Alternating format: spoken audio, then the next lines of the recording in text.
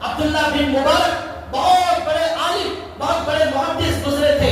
ان کے بارے میں لکھا ہے جب ان کا انتقال ہو گیا، خواب میں کسی نے پوچھا حضرت آپ بڑے عالم تھے، بڑے اللہ والے تھے، بڑے محدث تھے، کیا ہوا اللہ کے دربار میں؟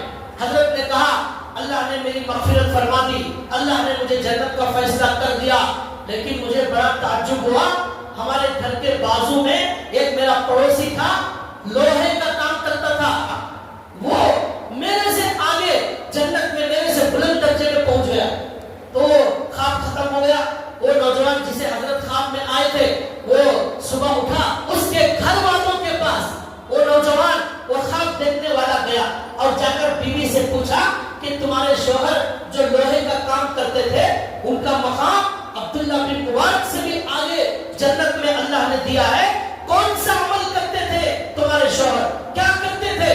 تو انہوں نے بیوی نے کہا کوئی خاص عمل تو یاد نہیں ہے. 2 عمل ان کے تھے. ایک تو لوہا کوٹتے تھے، جیسے ہی ان کے کان میں اذان کی آواز آتی تھی اللہ اکبر اللہ اکبر، تو کہتے ہیں وہ ہتھوڑا جو لوہا مارنے کے لیے اٹھاتے تھے وہ وہی ڈالتے تھے. ایک بار بھی وہ لوہے کو نہیں مارتے تھے، جہاں ہاتھ تھا وہی روک لیتے تھے کام کو اور فوراً مسجد چلے جاتے تھے. یہ ایک عمل تھا ان کا. دوسرا عمل یہ تھا کہ عبداللہ بن مبارک ہمارے پڑوس میں رہتے تھے.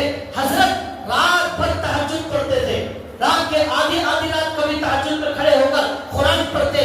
میرا شوہر یہ دعا کرتا اے اللہ میں غریب آدمی ہوں، دن بھر لوہا کوٹتا ہوں، رات بھر اب جاگوں گا تہجد پڑھوں گا تو دن بھر سونا پڑے گا اور میں دن بھر سو جاؤں گا، میں میری بیوی بچوں کو کھانا نہیں دے سکتا، مجبور ہوں، 2-4 روپے کماتا ہوں دن میں، اس لیے رات میں میں ان اللہ والوں کے جیسا تہجد نہیں پڑھ سکتا.